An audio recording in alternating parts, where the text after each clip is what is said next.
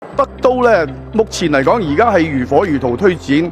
北都咧就整體嚟講，而家我哋講咧就係以前香港嘅禁區連接住深圳嘅地方，嗰度係無人地帶。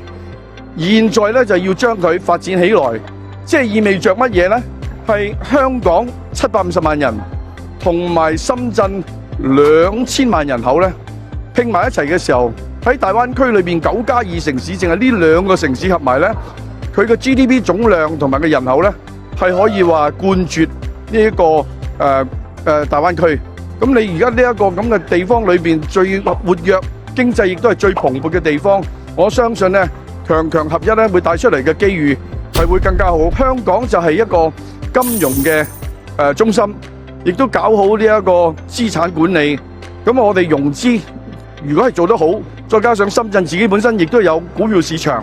就呢2個股票市場夾埋啊，都已經有成7萬億元美金㗎。咁如果喺呢一度再做融資嚟支撐我哋嘅科技發展呢，香港又係前沿做呢個科研，然後後邊呢就再做一個前店後鋪，咁啊再嚟去